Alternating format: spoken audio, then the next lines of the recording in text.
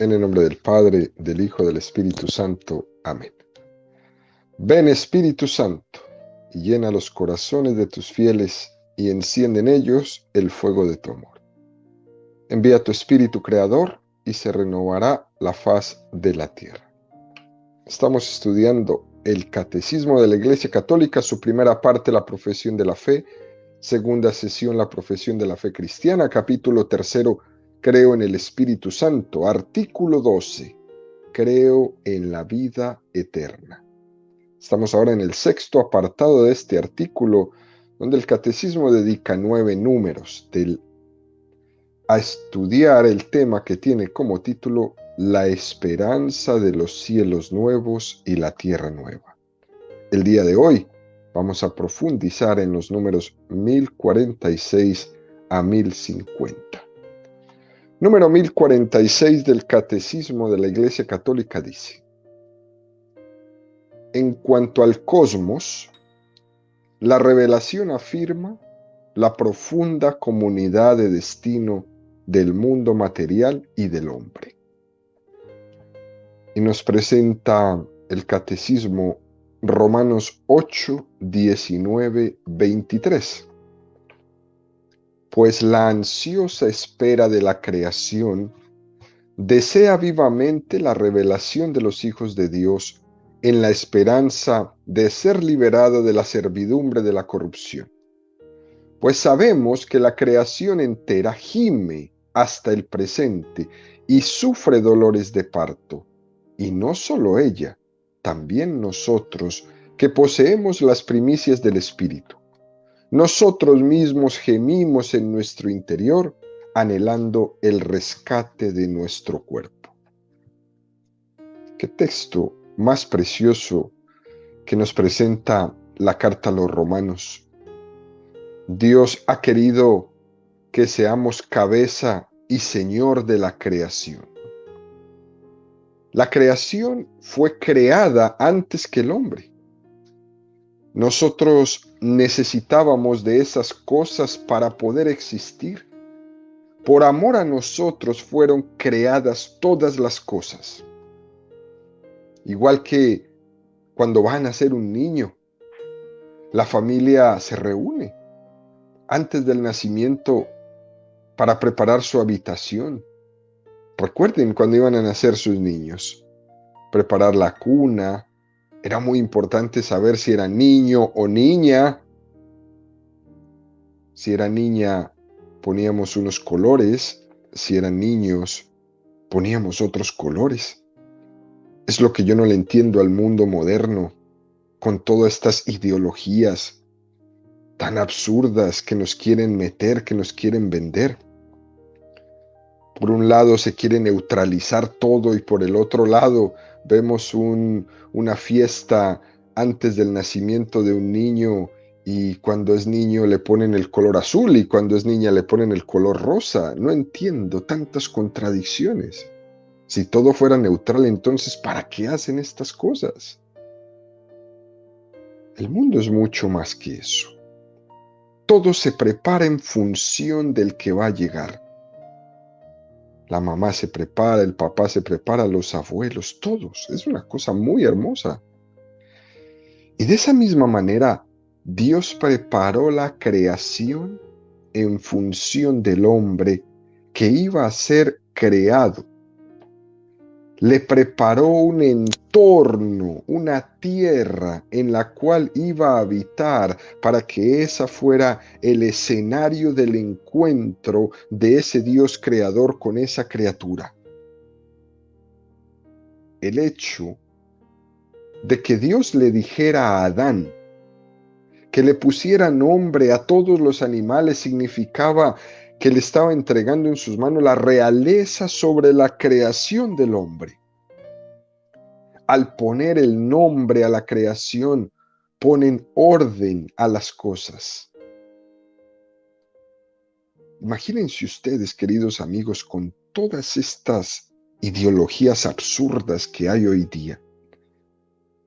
donde ya en algunos lugares se escuchan cosas como que ni en el acta de nacimiento se le va a poner a una persona si es niño o niña, sino que él decida a los 40 que quiere ponerle, o que ya ni siquiera se le va a poder poner un nombre. No sea que yo le ponga un nombre de hombre y resulte que éste decida ser mujer y yo le hice un daño. ¿Ustedes se imaginan el desorden que el mundo va a ser? Al ponerle nombre a la creación, el hombre le puso orden a las cosas, determinando su rango y su puesto en la creación. El mundo es confiado al hombre para que lo administre, no para que lo destruya, no para que lo desordene. Por un lado, somos los protectores del clima, como algunos gobiernos ya lo han tomado como bandera, ¿no? El cambio climático, pero por el otro lado, desordenamos todo. Cuidamos el clima, pero no cuidamos la psiquis de los niños, metiéndoles todo tipo de ideología y de pensamientos contrarios al mismo ser humano. Pero cuidemos el clima porque el mundo se va a acabar, pero no tengan hijos, porque ya no cabemos. Qué absurdo. ¿Para qué cuidas el clima si no va a haber gente que viva? Por tanto, entre el hombre y el cosmos hay una relación completamente estrecha. Es una unión de destino que Dios ha querido que así sea. Según la Sagrada Escritura, el pecado del hombre llega a la historia. Y una vez obrado el pecado del hombre, llegó la destrucción sobre su historia. Adán y Eva no solo se hicieron daño a sí mismos, no solamente ofendieron a Dios, también el pecado de Adán y Eva es descrito en la Sagrada Escritura por sus consecuencias destructoras hacia el orden que había en el cosmos. Génesis 3, 14, 24. Entonces Yahvé Dios dijo a la serpiente: por haber hecho esto, maldita seas entre todas las bestias y entre todos los animales del campo. Sobre tu vientre caminarás y polvo comerás todos los días de tu vida. Enemistad pondré entre ti y la mujer, y entre tu linaje y su linaje. Él te pisará la cabeza mientras acechas tú su calcañar. A la mujer le dijo: tantas haré tus fatigas cuantos sean tus embarazos. Con dolor parirás los hijos. Hacia tu marido irá tu apetencia, y él te dominará. Al hombre le dijo: por haber escuchado la voz de tu mujer y comido del árbol del que yo te había prohibido comer, maldito sea el suelo por tu causa. Con fatiga sacarás de él el alimento todos los días de tu vida. Espinas y abrojos te producirá, y comerás la hierba del campo. Con el sudor de tu rostro comerás el pan, hasta que vuelvas al suelo, pues de él fuiste tomado. Porque eres polvo, y al polvo tornarás.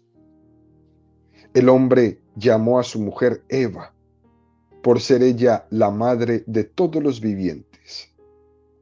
Yahvé Dios hizo para el hombre y su mujer túnicas de piel y los vistió.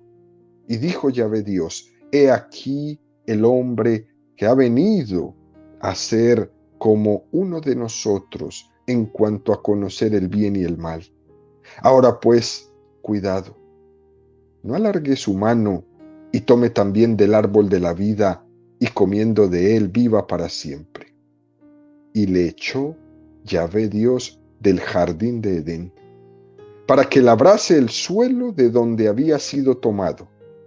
y habiendo expulsado al hombre, puso delante del jardín de Edén querubines y la llama de espada vibrante para guardar el camino del árbol de la vida. Son las consecuencias del pecado. En la fe católica creemos que Adán y Eva estaban preservados de la muerte. Hemos explicado esto en números pasados del catecismo, que Adán y Eva estaban en aquel estado de justicia original en el que Dios les puso en el paraíso terrenal. Eso no quiere decir que fuera así para los animales o para la naturaleza. En todo caso, estaba integrado al servicio del hombre. Pero después del pecado original, el hombre empieza a sentir a la naturaleza como hostil para él. También Cristo, en algunos pasajes del Evangelio, hace referencia a esto cuando habla de la cizaña y el trigo. Cuando alguien sembraba la cizaña mientras el hombre dormía. También es una imagen de la consecuencia que el pecado ha podido tener en la naturaleza. Romanos 8, 18, 23. Porque estimo que los sufrimientos del tiempo presente no son comparables con la gloria que se ha de manifestar en nosotros. Pues la ansiosa espera de la creación desea vivamente la revelación de los hijos de Dios. La creación, en efecto, fue sometida a la vanidad, no espontáneamente, sino por aquel que la sometió, en la esperanza de ser liberada de la servidumbre de la corrupción, para participar en la gloriosa libertad de los hijos de Dios. Habla de que la creación está sujeta a la vanidad, es decir, al mal. La gran afirmación que el catecismo nos hace es de que Cristo es la plenitud de la naturaleza. Y esa es la parte que necesitamos poner siempre por delante. De la misma forma que al hombre no se le es posible liberarse del pecado por sus propias fuerzas, tampoco la naturaleza se puede librar de la caducidad de por sus propios medios. Esto es importante, esto es interesante tenerlo presente, porque también a este mundo se le ha prometido de que algún día logrará librarse de esa ley de la muerte que lleva consigo. Y no solo por el resultado de la evolución que existe en la creación, sino como un regalo de Dios. Por eso San Pablo habla diciendo de gemido, de dolores, de parto, de la creación entera. También la creación va a ser liberada. También la creación está a la espera de ese regalo de Dios. Dicho esto, el catecismo nos presenta el número 1047. Así pues, el universo visible también está destinado a ser transformado, a fin de que el mundo mismo, restaurado a su primitivo estado, ya sin ningún obstáculo, esté al servicio de los justos, participando en su glorificación en Jesucristo resucitado. Este es un texto muy precioso de San Irineo de León que nos presenta el catecismo esta mañana. Del mismo modo que la creación fue incorporada a la historia del pecado, también será incorporada a la historia de la liberación. En este sentido, de que Cristo como el centro del cosmos, así le llama San Pablo, el segundo Adán. Primera de Corintios 15:45. En efecto, así es como dice la Escritura. Fue hecho el primer Adán. Adán, alma viviente. El último Adán, espíritu que da vida. El hecho de que el hombre sienta miedo de los elementos de la naturaleza es bastante significativo de que no hay una plena integración. El día de hoy hay personas en Miami que están evacuando ciudades porque viene un huracán. El hombre le tiene miedo a la naturaleza. Ese miedo no existía al inicio. Y le tiene miedo a la naturaleza porque todavía no hay una plena integración con ella. Fíjense cómo ya con Jesús nos dimos cuenta de que esa integración es posible en Él. Recuerden los milagros. Caminar sobre las aguas, que se calmen los vientos y las tempestades, multiplicar los panes y los peces, convertir el agua en vino. Tanto es así que los que veían esto decían, ¿y quién es este que hasta el mar le hace caso? Que hasta los vientos le hacen caso. ¿Quién es este? Este es el que crea una integración total del hombre con la naturaleza que se ha perdido a causa del pecado y que el hombre en su pecado ha empezado a tener cada vez más miedo de esa naturaleza.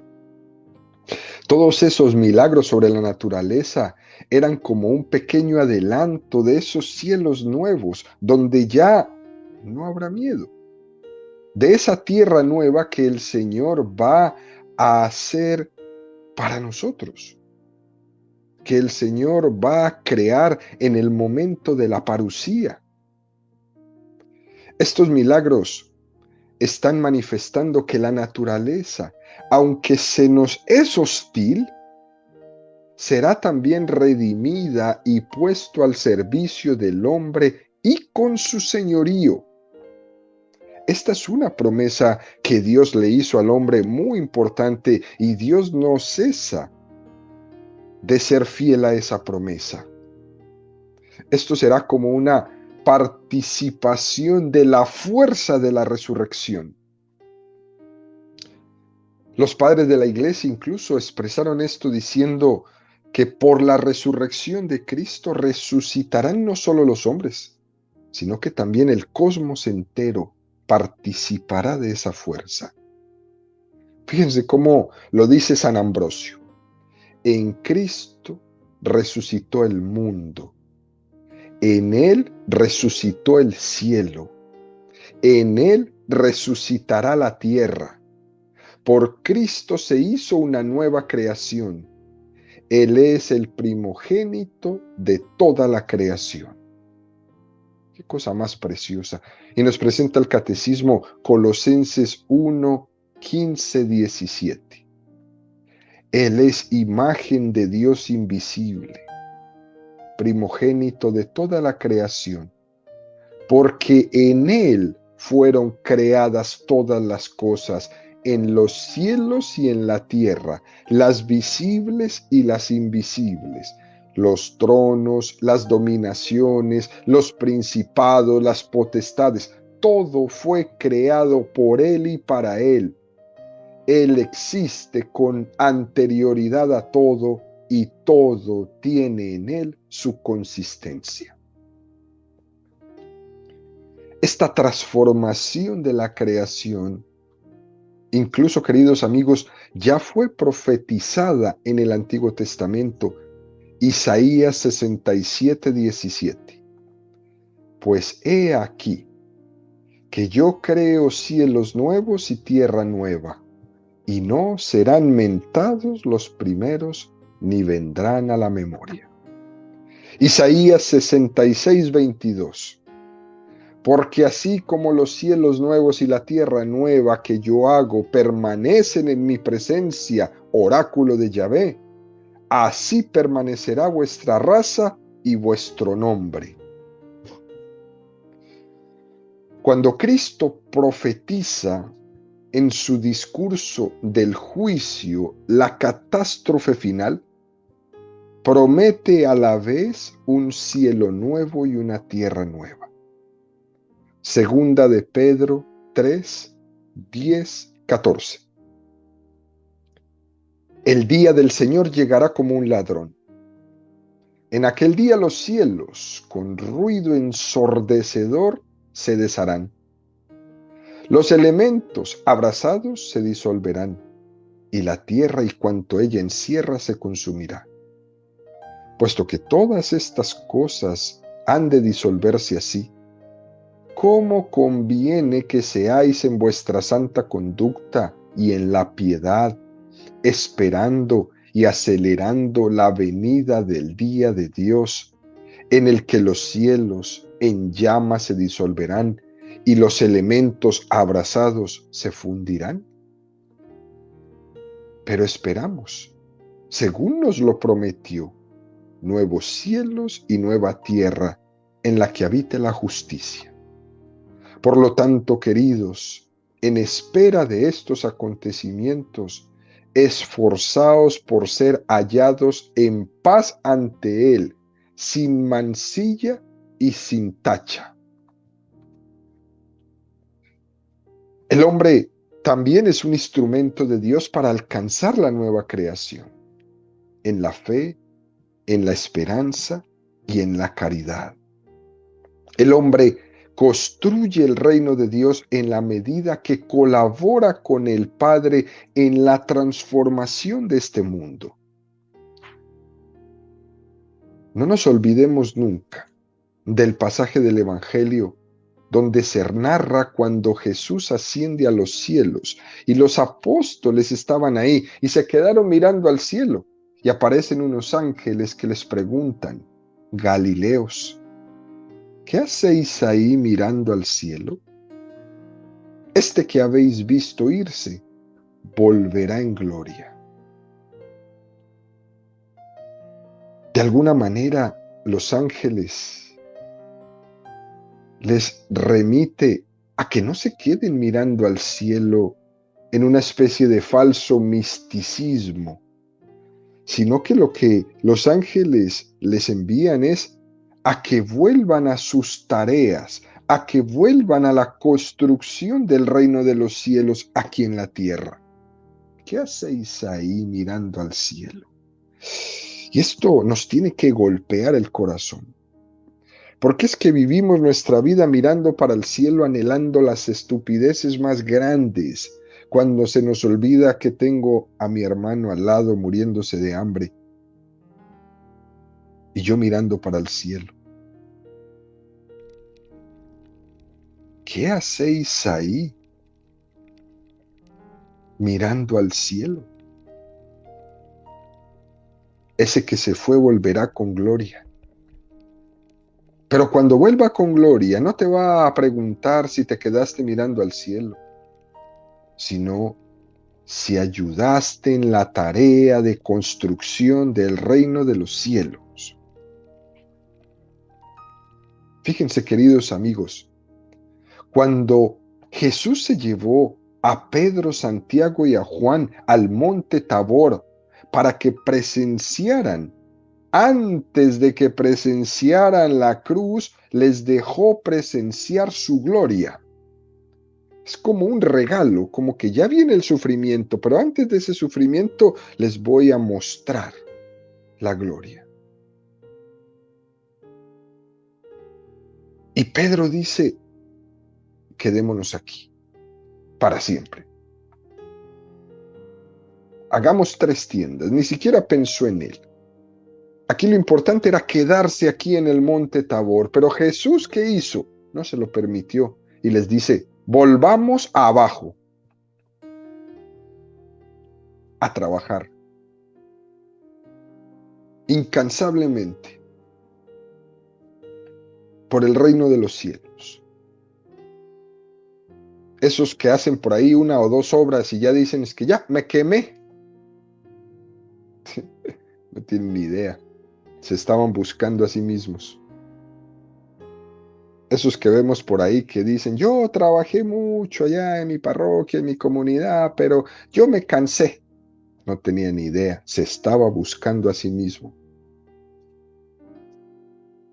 Falso misticismo. Esos que van y rezan y rezan y rezan y salen y acribillan a todo el mundo dentro de su grupo. Falso misticismo.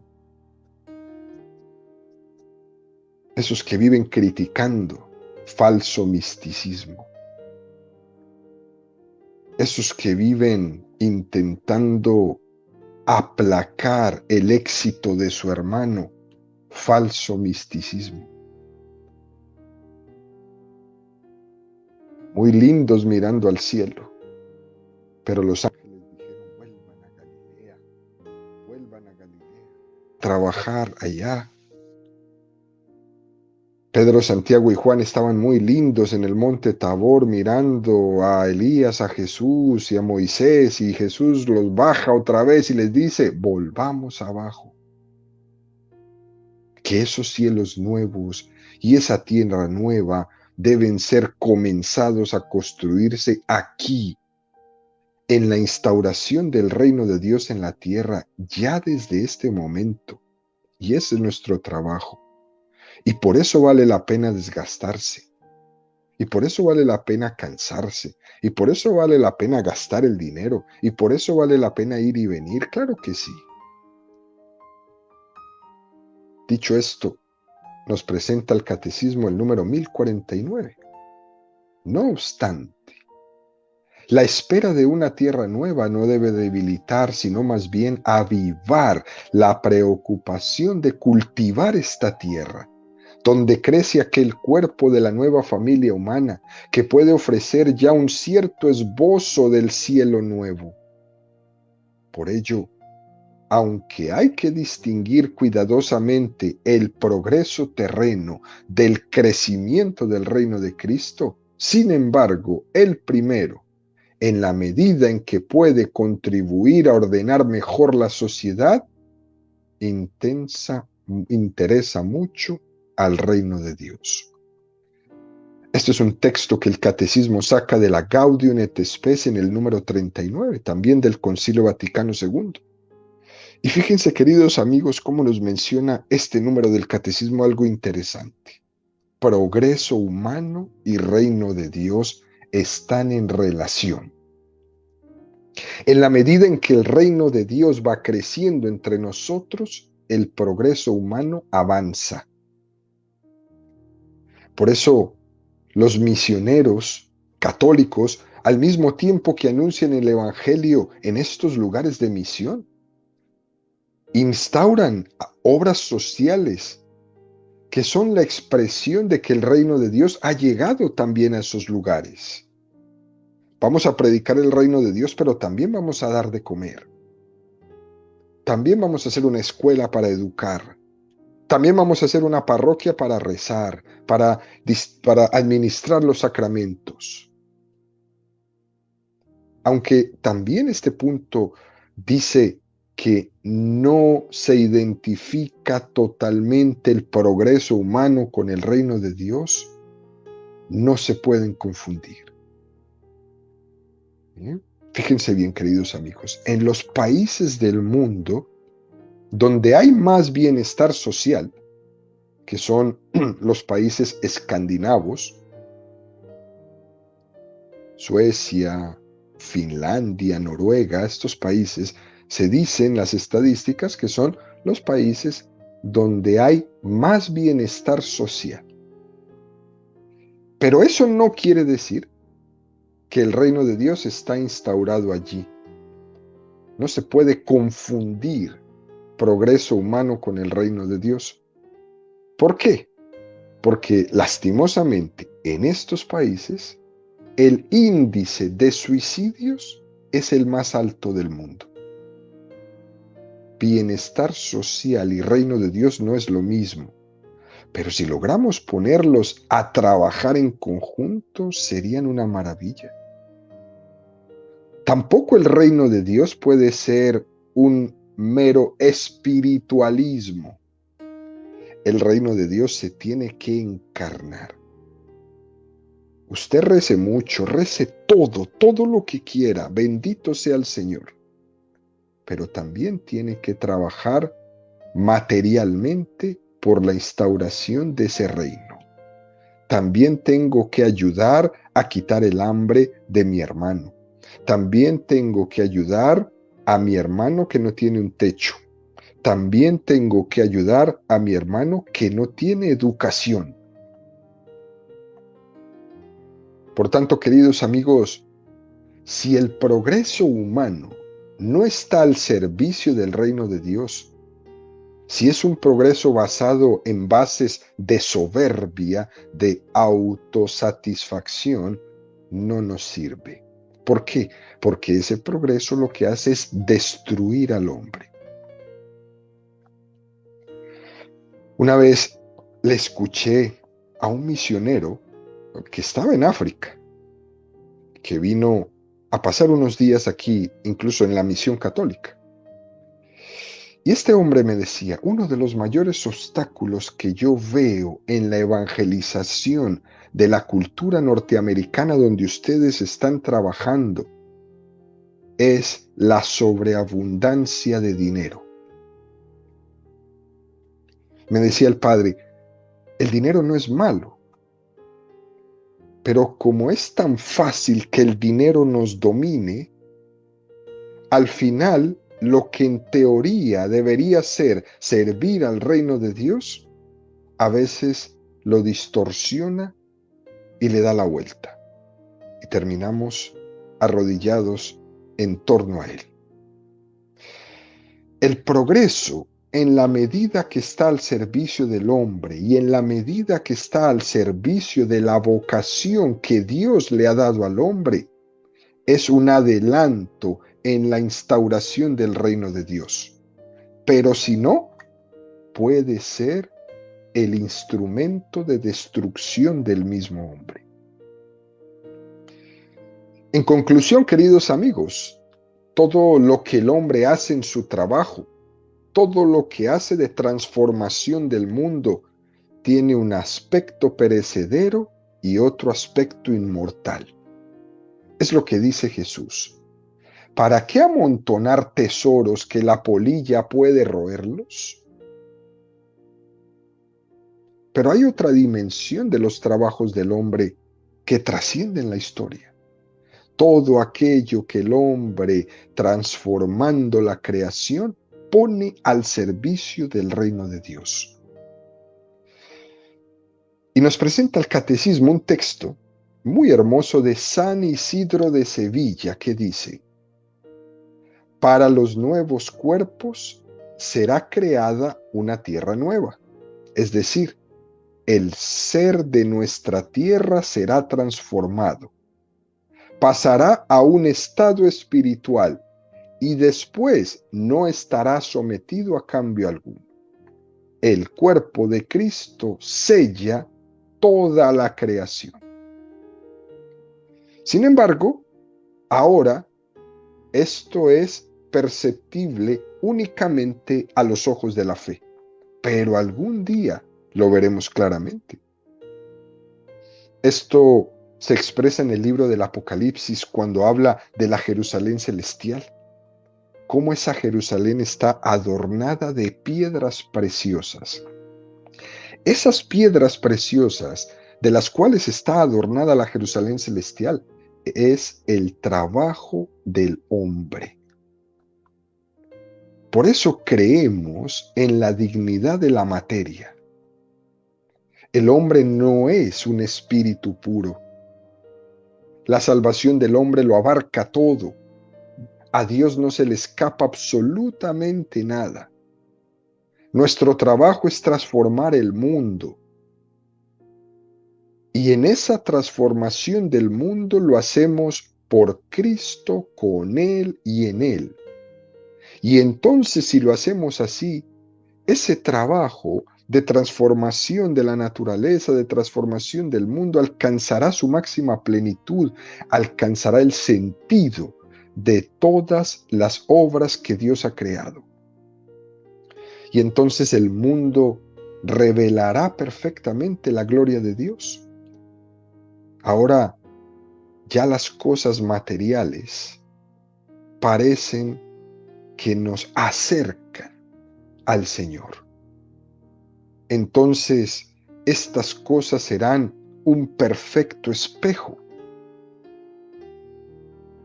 Alguien que mira la naturaleza con ojos de fe es capaz de percibir las huellas de Dios y emocionarse con toda la creación porque ve a Dios como en un espejo a través de ellas.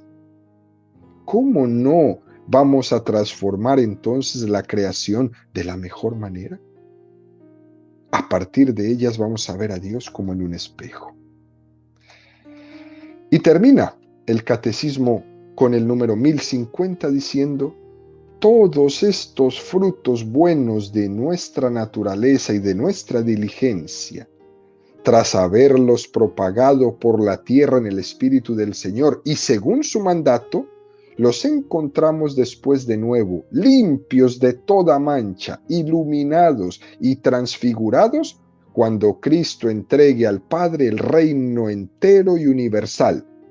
Dios será entonces todo en todos en la vida eterna. La vida subsistente y verdadera es el Padre, que por el Hijo y en el Espíritu Santo derrama sobre todos sin excepción los dones celestiales. Gracias a su misericordia, nosotros también, hombres, hemos recibido la promesa indefectible de la vida eterna. Esto es lo que nos dice este punto del catecismo tan precioso, tomando de la catequesis de San Cirilo de Jerusalén. Y termina con la primera carta de Corintios 15:22. Cuando hayan sido sometidas a Él todas las cosas, entonces también el Hijo se someterá a aquel que ha sometido a Él todas las cosas, para que Dios sea todo en todos.